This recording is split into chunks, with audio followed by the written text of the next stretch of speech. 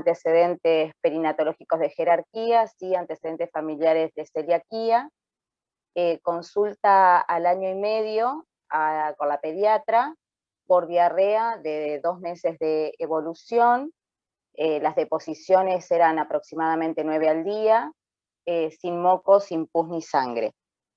En esa oportunidad se le realiza un laboratorio de rutina que es normal y se le solicitan los anticuerpos antitransglutaminasa, IgA, por el antecedente familiar que le dan positivos.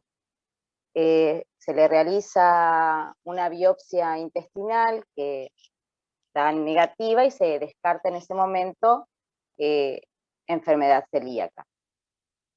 A los 3 años comienza con eczema y episodios de angioedema en el labio en 2 oportunidades y con rinitis intermitente. Se le solicita un hemograma completo y un hepatograma que dan normales, T3, T4 también normales. Se le vuelve a repetir los anticuerpos antitransglutaminasa, que en esta oportunidad son negativos, y se le solicita una IgE total, que da un poco elevada, una IgE específica para leche, que da 1,87, una clase 2, y se le realiza el prick test, que solamente da positivo para leche y el resto de los alimentos negativos. En esa oportunidad también se le solicita una RX de Cavun, que da una hipertrofia adenoidea moderada. Se realiza el diagnóstico de alergia a la proteína de la leche de vaca, mediada por IgE. Se le indica una dieta con exclusión de lácteos y sus derivados y un control a los 6 meses. La nena regresa a los 4 años y 11 meses y persistía el eczema y la rinitis, pero la dieta había sido cumplida solo parcialmente. Se le solicita IgE específicas, caseína, alfa-lactoalbúmina y la beta-lactoglobulina, quedan todas en clase 2. Se la recita a los 6 meses para el control clínico, siempre el cumplimiento de la dieta fue en forma parcial, y la nena seguía con eczema y con la rinitis. Se vuelve a solicitar un laboratorio 6 meses posteriores del control clínico, otra vez la IgE total, la caseína, la alfa-lactoalbúmina y la beta-lactoglobulina, todas ellas, a pesar de la dieta parcialmente realizada, mejoradas, disminuyeron los valores. Se le realiza el prick test para alimentos y aeroalergenos, que solo da positivo para la leche. Se continúa con la dieta de exclusión que se le indica y vuelve a los 8 años, ya con un año libre de eczema, solo persistía la rinitis intermitente, siempre la dieta cumpliéndola en forma parcial, y ahí se le realiza el prick test para alimentos y aeroalergenos que dan negativos, y entonces se indicó el enfrentamiento con proteína de leche de vaca con buena tolerancia hasta la fecha. Ese es el caso 1. Es un niño de 2 años, sin antecedentes perinatológicos ni familiares de jerarquía, que este chico sí empieza desde los primeros años de vida con cólicos, llanto, síntomas de reflujo gastroesofágico, duerme mal y una dermatitis perianal y con deposiciones habituales para él, sin diarrea ni ninguna otra alteración de las características.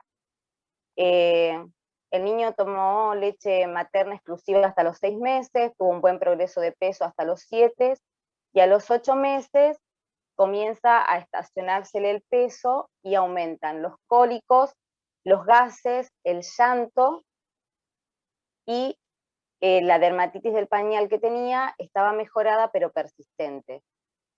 Se le realiza un laboratorio de rutina que es normal, anticuerpos IgA, antitransglutaminasa que dan negativos, una orina, un urocultivo negativo, la orina normal, ecorrenal, y abdominal, que también son normales, y se deriva al gastroenterólogo. A los 10 meses se le solicita una TSH, que viene normal, IgE total aumentada en 546, y se le solicitan las IgE específicas, la alfa-lactoglobulina, la beta-lactoglobina y la caseína, que vienen aumentadas en diferentes clases. La alfa-lacto, clase 1. ¿Hola? Y bueno, yo no digo usar supuestamente. Bueno, la beta-globulina clase 3 y la caseína en clase 0.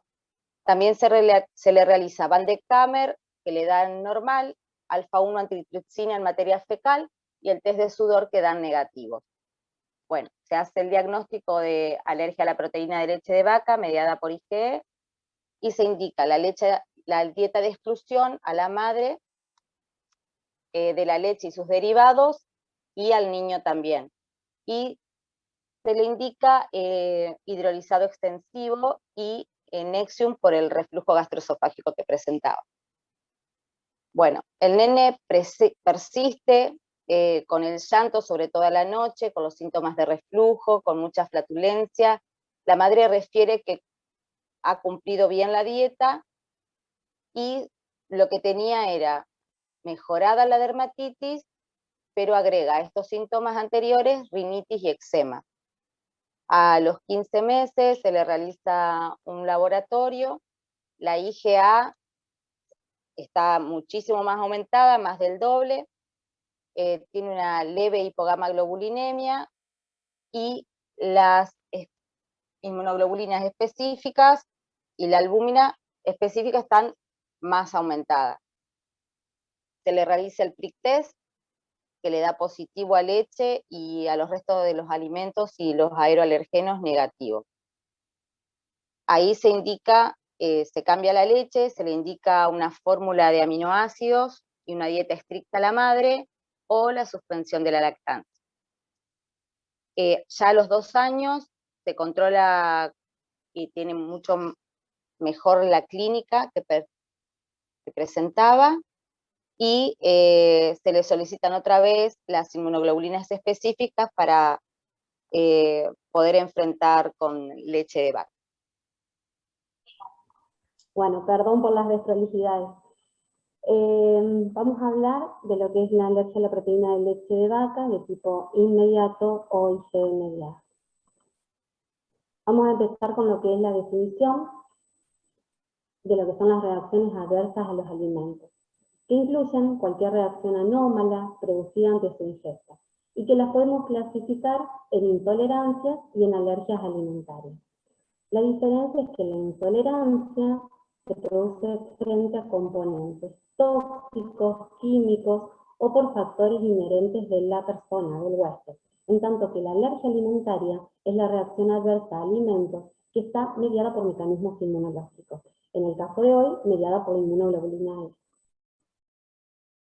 Este es un cuadrito donde se puede ver la diferencia entre las reacciones tóxicas y las no tóxicas.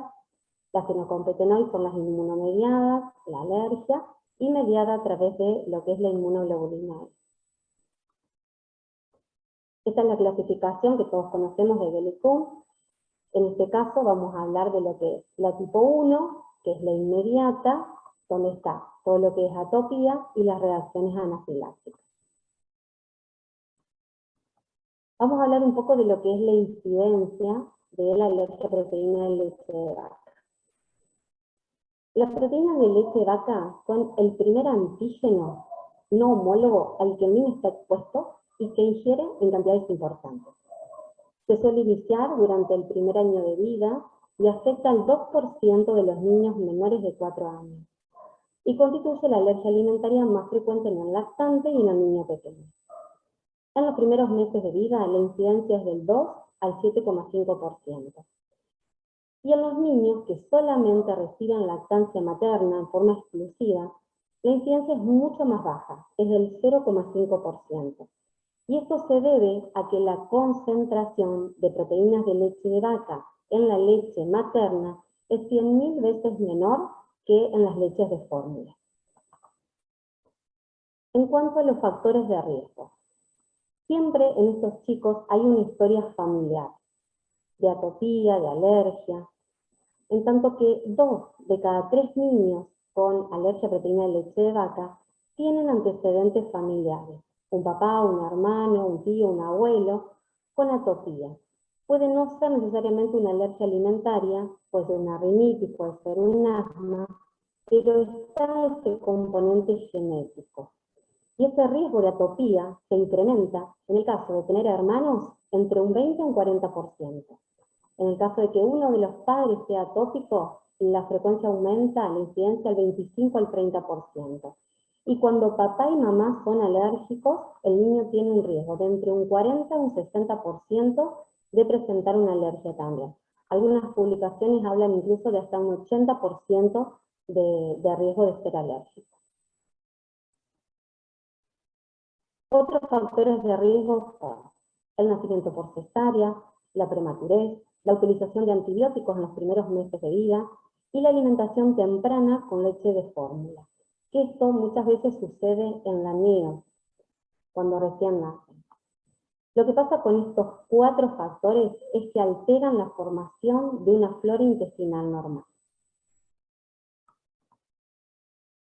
Entonces, hay una interrelación entre lo que los factores ambientales, esos antígenos a los cuales el niño está expuesto, en este caso las proteínas de la leche de vaca, la exposición del intestino y la permeabilidad intestinal y la alteración en la microflora bacteriana, y la genética, o sea, la historia familiar, la carga familiar que trae ese niño.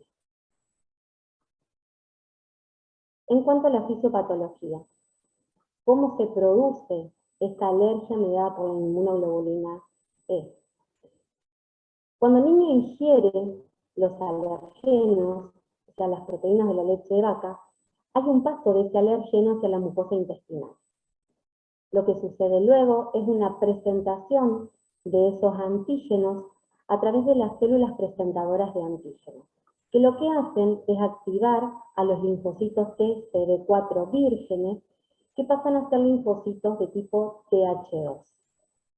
Después lo que sucede es que las células presentadoras de antígeno empiezan a producir la inmunoglobulina E específica frente a ese alergeno, ese antígeno que ingresó, digamos, vía oral.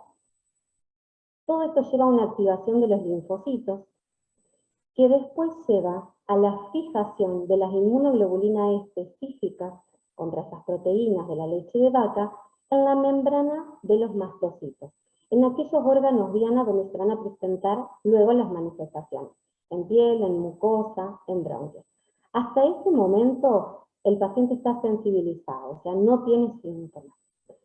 Después de reiteradas exposiciones a ese alergeno, lo que sucede es que el alergeno induce la liberación de mediadores que están dentro del mastocito, lo que conocemos como histamina, como leucotrienos, y ahí es donde empieza a haber síntomas, la urticaria, el angioedema, que vamos a ver más adelante. Pero este es el mecanismo, desde que ingresa el alergeno, se produce toda la activación de los linfocitos T, de las células presentadoras de antígenos, hasta que después de reiteradas exposiciones, el mastocito es el que libera esta sustancia que nos genera los síntomas de alergia. Vamos a hablar un poco de lo que son los alergenos de la leche de vaca.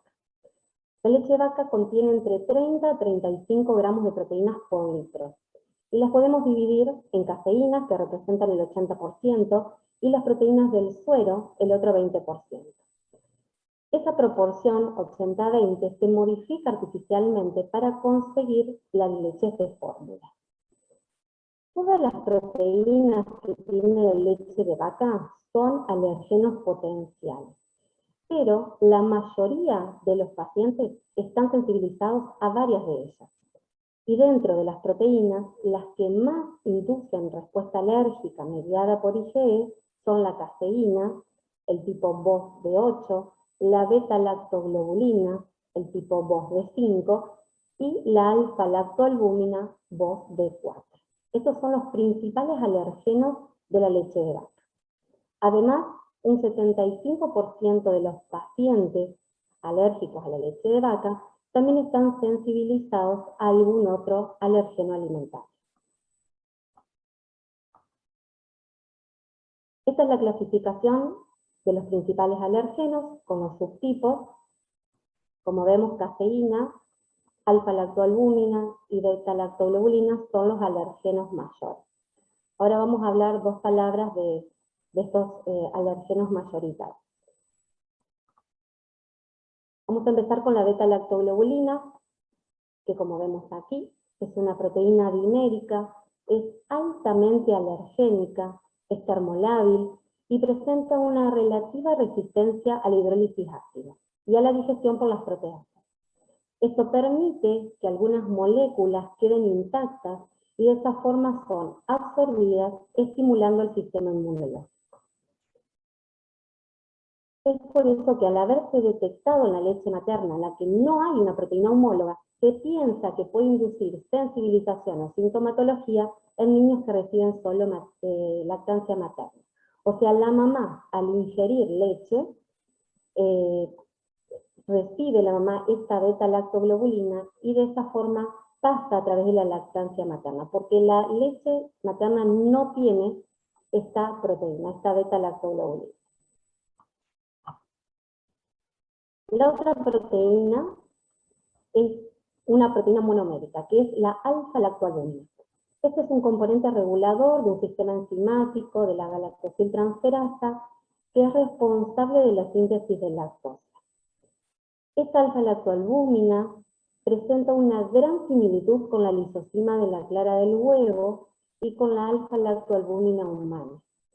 Por eso hay muchos casos de alergia a proteína de leche de vaca que también se asocia a alergia al huevo, porque comparte justamente la similitud con esta proteína. La otra de las proteínas mayoritarias es la cafeína. La cafeína es la porción sólida de la leche. Cuando se cuaja la leche es la fracción sólida. Las cafeínas son termoestables, pero son muy susceptibles a la digestión enzimática. Y vimos los subtipos de cafeína. La mayoría de los pacientes están sensibilizados a todos los subtipos de cafeína. Y la importancia de las cafeínas es que son un marcador de alergia persistente a la leche de vaca y lo vamos a utilizar para el seguimiento del paciente y para evaluar el pronóstico y programar también el enfrentamiento.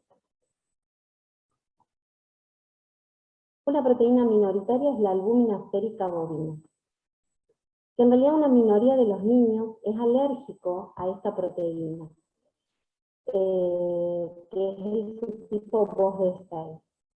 Y lo que pueden presentar estos pacientes que están sensibilizados, que son alérgicos a esta proteína, es que en reacciones posteriores al comer carne de ternera, o sea, al comer carne de vaca, pueden presentar reacciones por esta asociación, porque justamente se comparte con la carne vacuna. Hay una cosa que tiene que quedar muy clara. Las leches de cabra, de oveja, de yegua, y no lo puse acá porque no se consigue, en menor grado la de camello, presentan una importante reactividad cruzada con lo que son las proteínas de la leche de vaca. Hay un 80% de similitud en lo que son las secuencias de aminoácidos. Es por esto que no se pueden indicar nunca como suplemento en el tratamiento de la, digamos, de reemplazo, perdón, de la leche de vaca en el tratamiento de la alergia mediada por IgE, ¿no?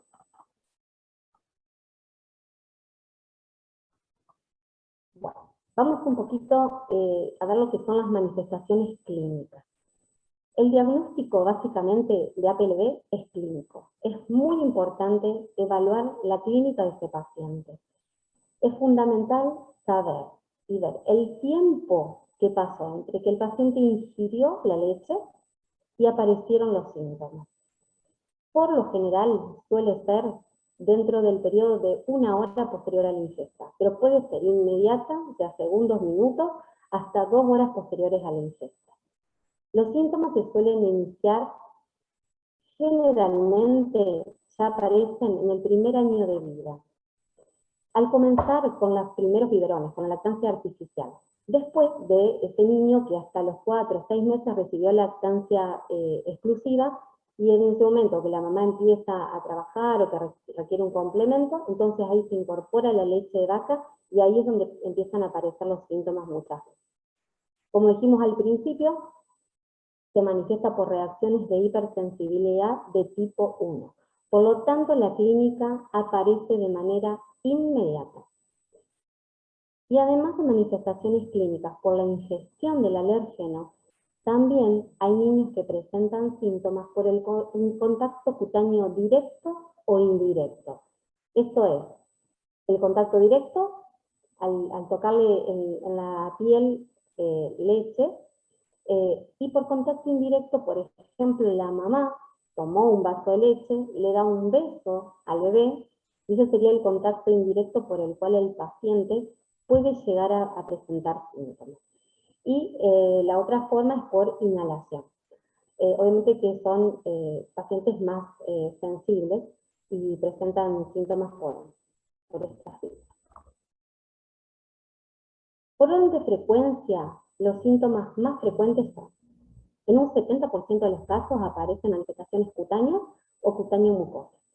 Los síntomas digestivos aparecen en el 13%, la asociación entre síntomas cutáneos o cutáneo-mucosos y digestivos en el 18%, respiratorios en un 1% y la forma más grave, anafilaxia, en un 1%. Vamos a mencionar un poquito cada uno de ellos.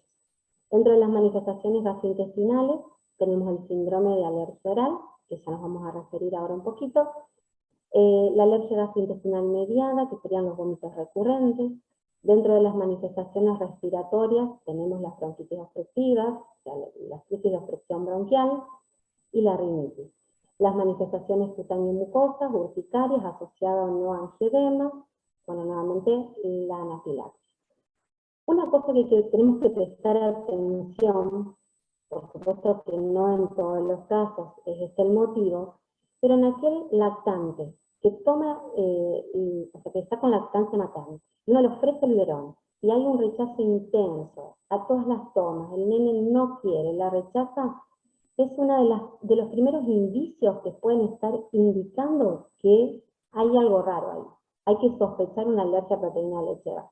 Por supuesto que asociado con las manifestaciones clínicas, ¿no? Como dato aislado no tiene mucho sentido. Pero en aquel paciente que tiene manifestaciones clínicas y continuamente presenta este rechazo con las tomas del biberón, es como para pensar.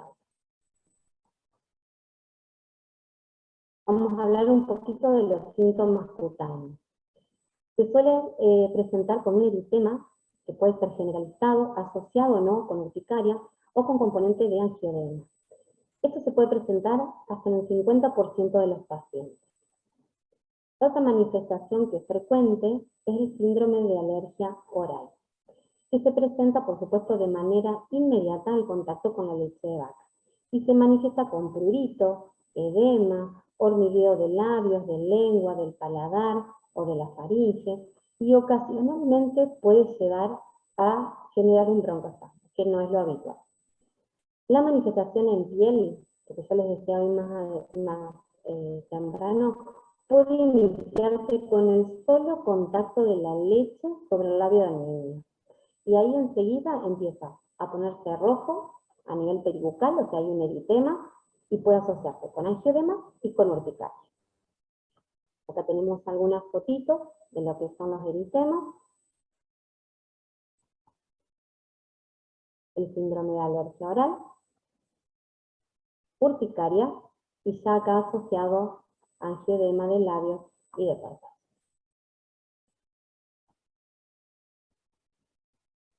En cuanto a los síntomas digestivos, pueden aparecer vómitos que se confunden fácilmente con reflujo, asociado o no con diarrea, se puede asociar con mal progreso de peso, también suelen ser niños irritables, llorones, molestos, que duermen mal, el rechazo del alimento, que recién mencioné, y cólicos, a veces con distensión abdominal. En cuanto a los síntomas respiratorios, rinitis, o rinoconjuntivitis, broncoespasmos en forma recurrente, en el niño más grande la crisis de asma, y también se ha descrito una otitis media serosa. La forma más grave de presentación de la PLD mediada por IgE sería la anafilaxis, que como sabemos se presenta de forma inmediata o minutos posteriores a la exposición al alergeno.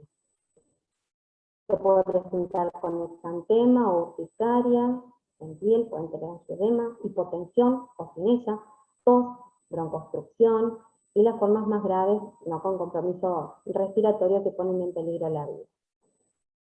Como recordatorio, para el tratamiento de la anafilaxia, siempre la adrenalina. Medicación de primera línea para el tratamiento de la anafilaxia. Siempre adrenalina. El corticoide se puede hacer para la reacción tardía, el antihistamínico también, pero anafilaxia igual adrenalina. No dudar en hacerlo, no pensarlo mucho, o sea, se hace y punto. La adrenalina viene 1 miligramo por mililitro, que es 1.000 la concentración. La dosis en pediatría es de 0,01 miligramos por kilo. Como dosis práctica podemos hacer 0,1 miligramos cada 10 kilos, perdón, 0,1 miligramos, 1/10 cada 10 kilos, y se coloca en forma intramuscular, no subcutánea. La adrenalina, la anafilaxia es intramuscular y el lugar es en el vasto externo del músculo. Como dosis máxima usamos 0,3 miligramos. Esto se puede repetir en cada 5, cada 15 minutos.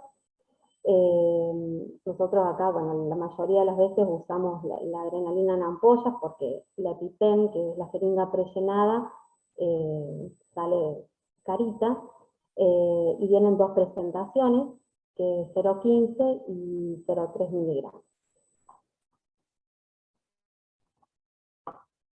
En cuanto al diagnóstico, es importantísimo la anamnesis. Tiene que ser detallada, bien detallada, y me tiene que contar toda la gama, desde el episodio, ¿no? O sea, ¿qué es lo que nos lleva a pensar que esto es una APLD IgE mediada? Es importante la edad de comienzo de los síntomas, el tiempo transcurrido entre esta ingesta y la aparición de los síntomas. Esto es fundamental. Y la clínica del paciente. Hay que recoger datos acerca de antecedentes personales, por el antecedente que hablamos familiar de atopía, si hay asmáticos, si hay algún rinítico, si hay síntomas de alergia a alimentos o a fármacos, todos los antecedentes familiares. También es muy importante el tipo de alimentación que recibió ese lactante, si está con lactancia materna exclusiva, si recibió lactancia artificial, esta presencia de biberones esporádicos, el tema del aneo, preguntar mucho eso también. Esa anamnesis se debe completar con una exploración física detallada.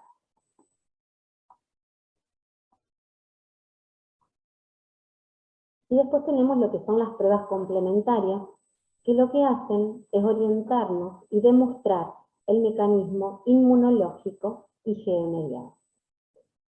De todos modos, es muy importante recalcar que la positividad de las pruebas, como ahora vamos a ver, tanto cutáneas como en sangre, esa positividad solo indica sensibilización. Pero tiene que haber, digamos, una causalidad. O sea, una prueba sola positiva y el paciente sin síntomas no me está indicando nada. Entonces es importante correlacionar esa prueba positiva, que me indica sensibilización, con la clínica que presenta el paciente. A ver si se pueden correlacionar o no.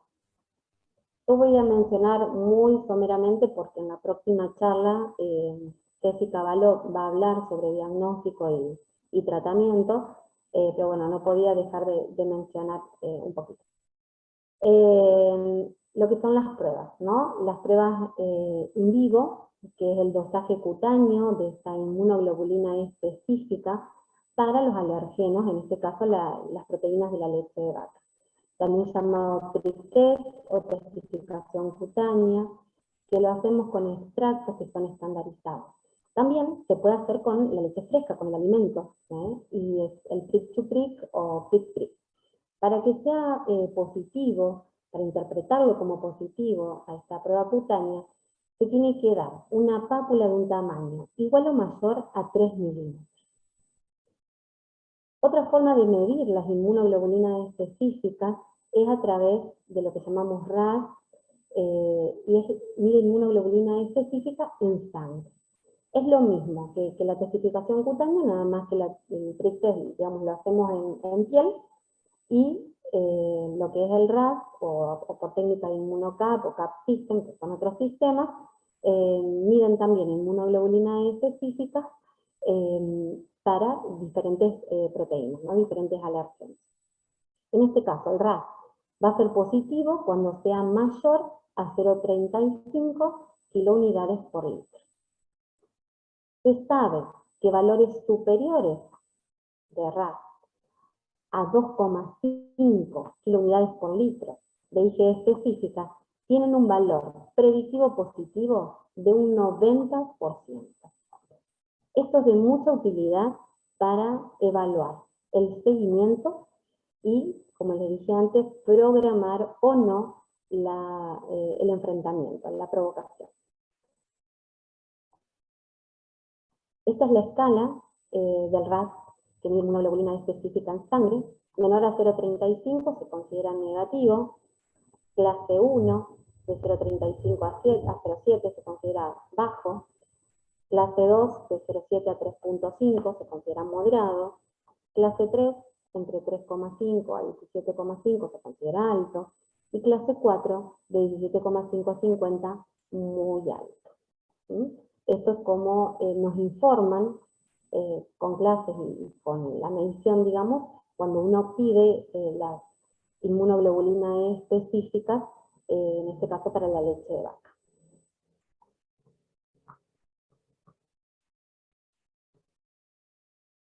La provocación en todo lo que es alergia alimentaria es el patrón de oro, digamos, para poder confirmar esa alergia. Obviamente que se contraindica cuando tenemos síntomas graves, como una anafilaxis. Lo ideal sería hacer una provocación doble ciego placebo controlada. Esto lleva mucho personal, es muy costoso, así que en la práctica no se realiza. Y en pediatría lo que hacemos es realizar pruebas de provocación abiertas, o por ahí en los nenes más grandes lo que hacemos es enmascarar el alimento, por el tema de no generar expectativas y por ahí que juegue más la ansiedad que el rol que una alergia en sí misma. Siempre debemos hacer esta provocación en un medio hospitalario donde estemos preparados para enfrentarnos a una reacción alérgica grave, ¿no? Una anafilaxia. Sobre todo en este caso que es inmunoglobulina inmediata, porque se puede asociar con síntomas inmediatos y puede dar síntomas severos que requiera de la actuación nuestra, ¿no? La positividad de la prueba de provocación, como dije, suele ser inmediata.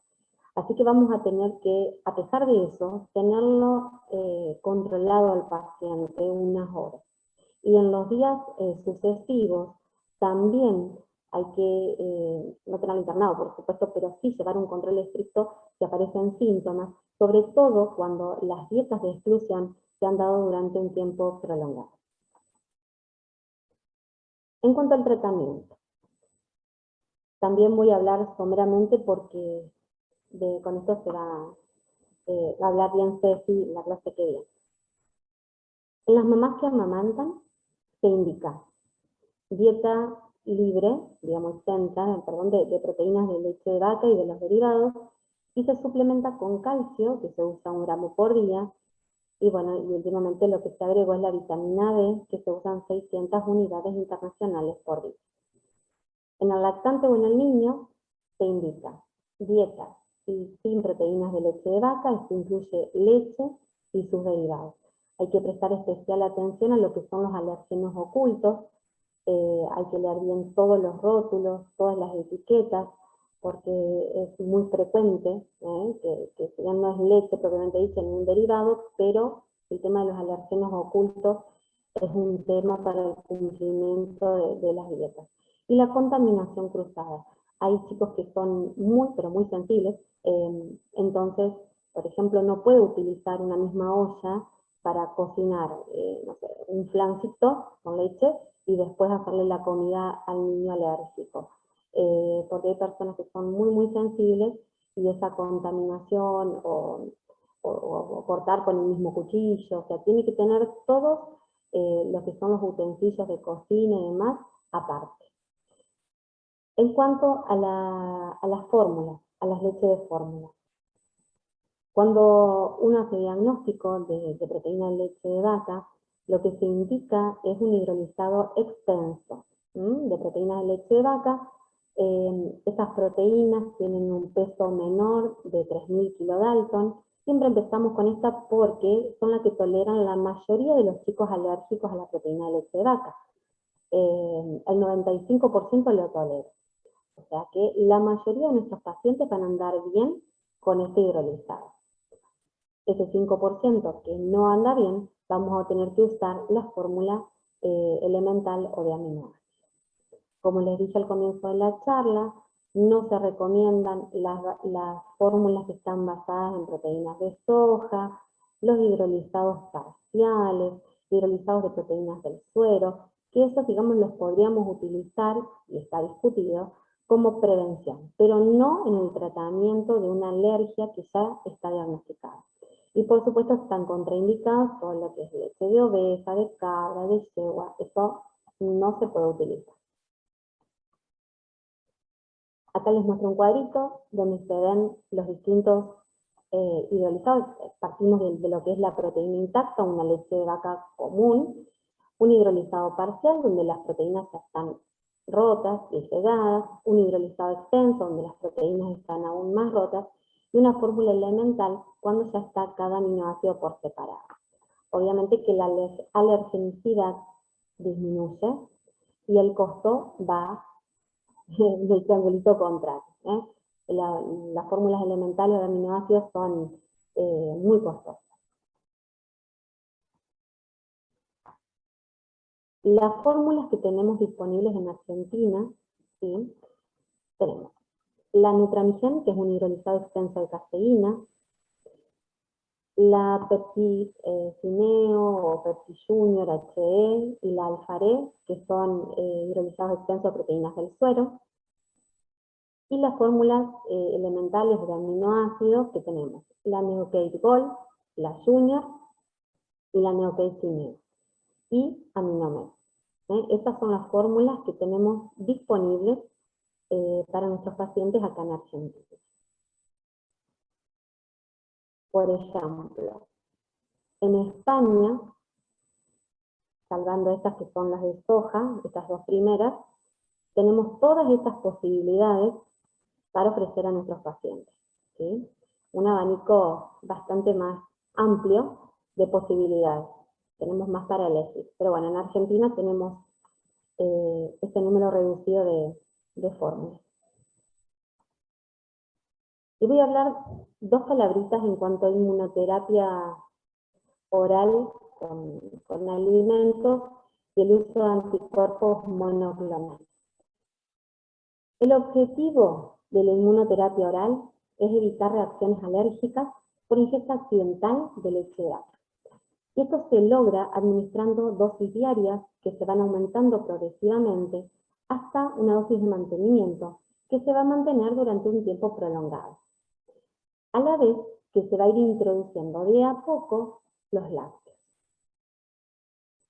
Esa inducción de tolerancia oral también se puede realizar con alimentos procesados o cocinados. O se pueden asociar a lo que son los anticuerpos monoclonales anti-IgE, el omalizumab, que se usa como adyuvante. Este caso sobre todo si el paciente ha presentado una anafilaxia durante esa fase de inducción donde uno intenta empezar a incorporar los lácteos, ¿sí? O el paciente tiene una historia previa de anafilaxia. Dos palabras de lo que es el omalizumab. Es un anticuerpo monoclonal humanizado y de origen murino, que lo que hace es unirse a la inmunoglobulina E y produce un descenso de los niveles de inmunoglobulina E libre. De esta manera hay una disminución de los receptores de alta afinidad para la IgE. Esto provoca una disminución, una inhibición en la síntesis de la inmunoglobulina E específica. Y de ese modo lo que hace es aumentar el umbral de dosis de proteína de leche de vaca que el paciente puede tolerar. Y de esa manera se facilita la inmunoterapia oral.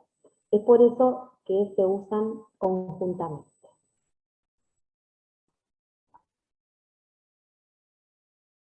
En cuanto al pronóstico, ¿qué podemos esperar de la evolución de aquel paciente con una APLD IgE mediada? La mayoría de nuestros pacientes van a tener un buen pronóstico. Es por eso que la mayoría de los niños adquieren una tolerancia espontánea entre los 2 a los 4 años. Entre un 28 y un 56% lo logran al año de edad, el 60 al 77% a los 2 años, el 71 al 87% a los 3 años, quizá el 90% a los 6 años ya tolera leche de vaca. Se estima que hay un 10% de persistencia de los casos iniciales a partir de los 10 años. Y la evolución, cómo va a ser este paciente, cómo va a evolucionar a la adulta, no se conoce muy bien, pero lo que sí se sabe es que cuando la alergia a la proteína de leche de vaca, se inicia en la edad adulta, se resuelve con menos frecuencia que cuando se inicia en la infancia. Y el asma se considera un factor de riesgo para sufrir reacciones graves o severas por APLD.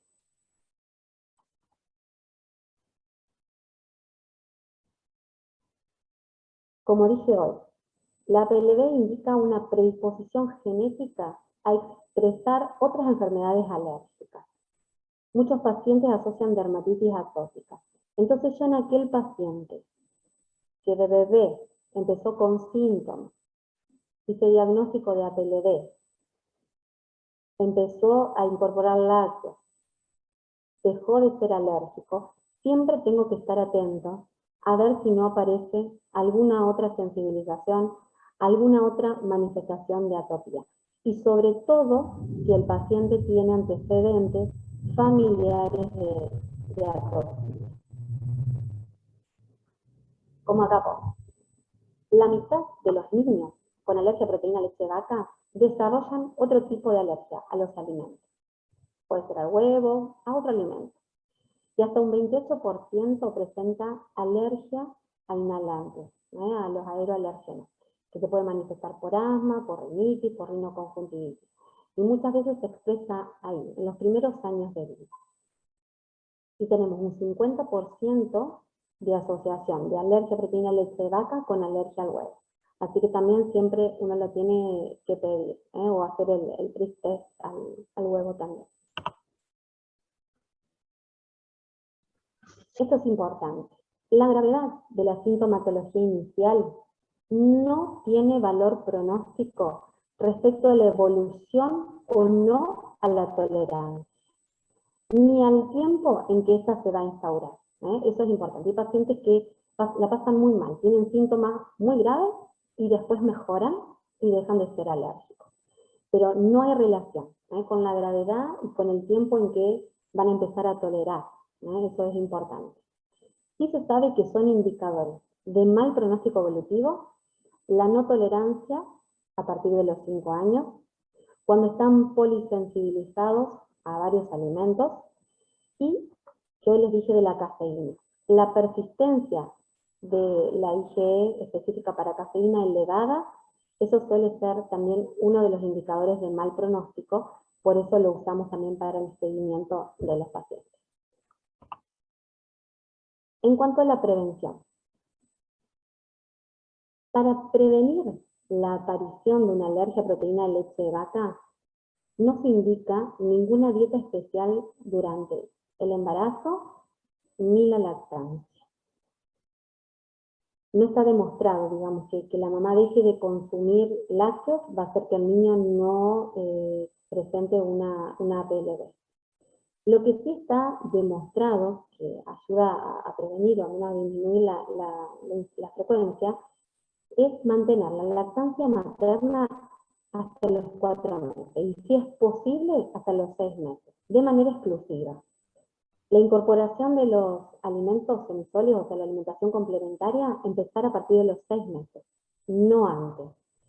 Y en aquellos lactantes con alto riesgo de alergia por antecedentes familiares y demás, que requieran un complemento, podríamos utilizar un hidrolizado extenso los primeros 4 meses de vida. Igual esto es discutible.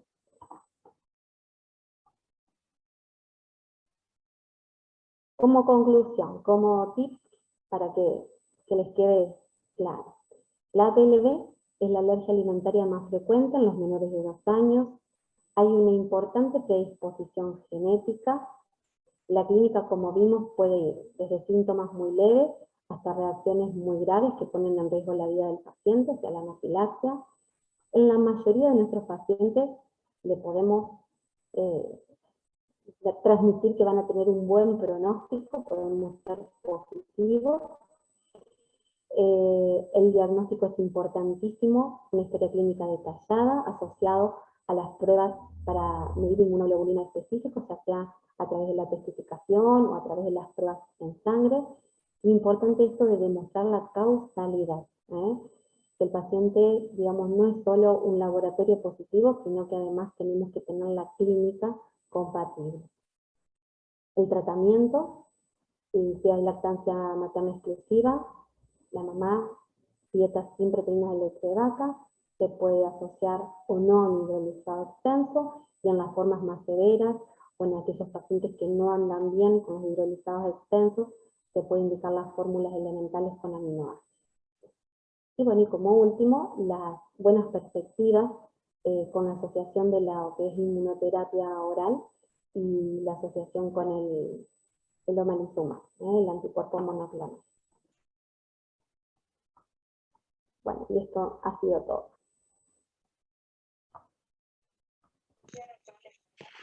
Muy bien, doctora, muchísimas gracias por la exposición. Perfecto, clarito, en tiempo, y creo que quedó bien plasmado lo que se intentaba transmitir. Gracias, quiero dejar de compartir pantalla. Ahí estamos. Perfecto. Bárbaro. Yo no sé si habían pensado con Moni de cerrar los casos clínicos, porque preguntas por lo visto no hay. Así que por ahí si quieren aprovechar a dar para debatir un poco sobre los casos clínicos, aprovechen tranquilas a ver si surgen dudas en base a eso. Sí. Mirá, quisiera saber, porque en una parte de la exposición hay una asociación de APLB con alergia al huevo de hasta un 50%, ¿sí? Eso en las vacunas, sobre todo las vacunas del año, ¿puede inferir algo? ¿Tengo que tener algún tipo de precaución? Generalmente no hay que tomar ningún tipo de medidas. Porque este chico que tengo es un alérgico a proteína de leche de vaca muy sensibilizado, que ha hecho reacciones también con otro tipo de alimento, tiene prohibido un montón de alimentos, entre ellos el huevo. Cada vez que come algo de eso se brota entero. Es paciente del Dr. Pais. Claro. Bueno, en este caso tendríamos que ver qué reacciones presenta con la ingesta de huevo y, digamos, la única indicación para contraindicar la vacuna sería que haya tenido una reacción severa. Si no, lo que se puede hacer, se coloca la vacuna en medio hospitalario, por supuesto, y se lo observa unas horas a ver si aparece algún tipo de reacción. Pero en el único caso que estaría contraindicada la colocación de la vacuna sería ese, que haya tenido una reacción severa. Si no, no estaría contraindicado. Claro, él no ha tenido reacción severa. Lo que mi pregunta es, ¿necesitaría estar para colocarse la vacuna en un medio hospitalario por las dudas? O si no ha tenido reacciones importantes, reacciones severas, puede hacerlo en el vacunatorio de su centro de salud. Pero por eso, está, digamos, constatada, o sea, tiene un diagnóstico de APLB y de alergia al huevo. Sí. confirmado. Sí, tiene diagnóstico de ambas cosas. Ajá. Y de otros alimentos. Y otros alimentos. Por eso, pero habría que evaluar, a ver cuáles son los síntomas. Yo ante la duda, si un paciente que ya viene complicado, yo lo cito en el hospital y lo controlo y lo vacuno ahí. No me arriesgo. Bueno, muchas gracias. Bueno, si bien repasamos un poquito los casos, el primer caso que presentó Moni era una nena ya de 8 años y medio, que no tenía antecedentes perinatales ni personales hasta ese momento de jerarquía, pero sí el papá era celíaco. No me lo cambies, Moni. Pregunta de Andre. Hola, Andre, ¿cómo andás? Si en todo paciente con angioedema sería importante solicitar siempre IgE específicas para leche. Y depende la edad del paciente, depende de la clínica, uno empieza a estudiarlo. No siempre, digamos, hay que pensar en APLB, pero si es un paciente pequeñito, un lactante, es una de las posibilidades.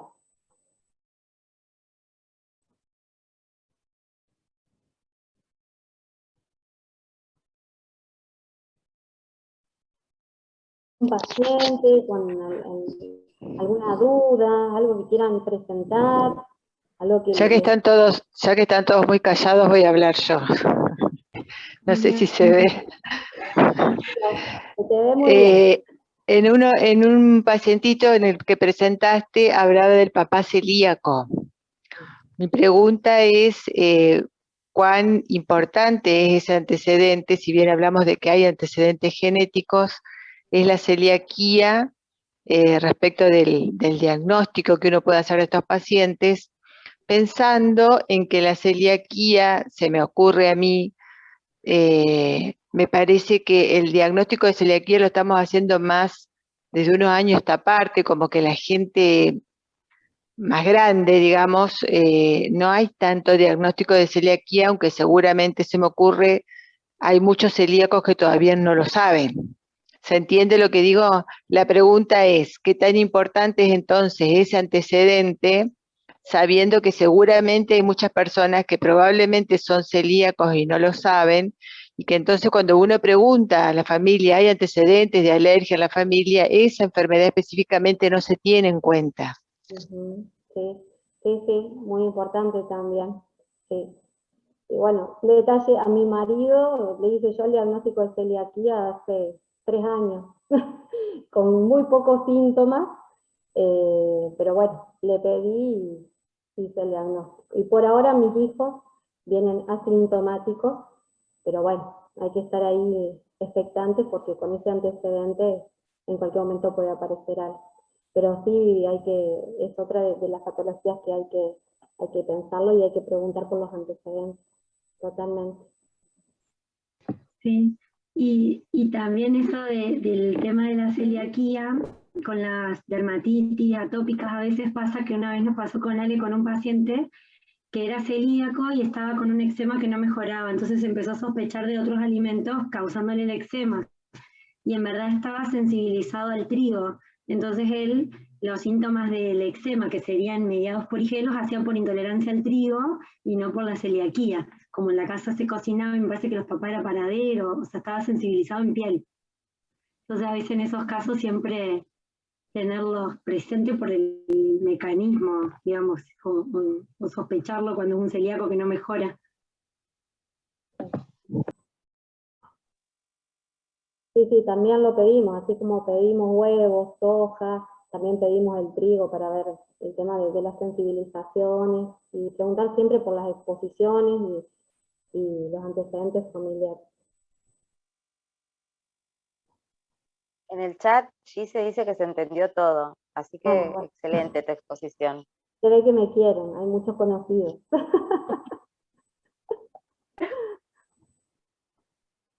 No sé.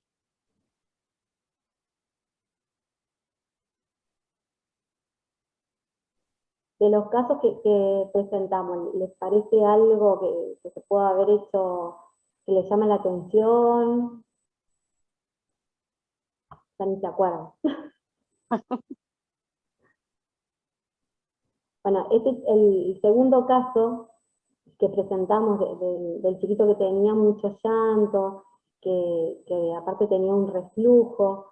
Ese chico, digamos, ahora está a la espera para enfrentarlo, a ver qué pasa. Todavía no tenemos los resultados, pero ahora tuvo una franca mejoría clínica. Pero este nene anduvo muy mal, pero muy mal, lloraba permanentemente, anduvo muy mal con el progreso de peso, era un llanto continuo, continuo, y después terminó mejorando con la fórmula elemental, ahí hubo un cambio. La verdad que sí, ese era el 5% del que no iba a andar con el hidrolizado extenso.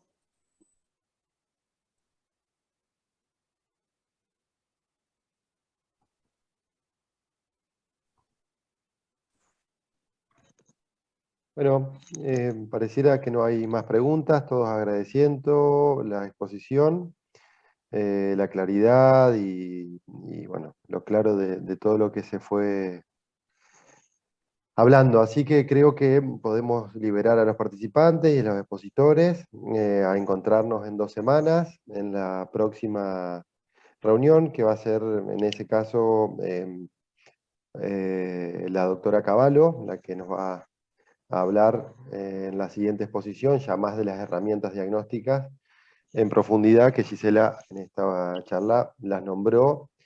Y bueno, la intención es profundizar en herramientas diagnósticas y terapéuticas. Así que si no hay más preguntas, nadie se anima, están todos tímidos por lo visto, los dejamos Clarísima tranquilos. estuvo Gise. Estuvo claro.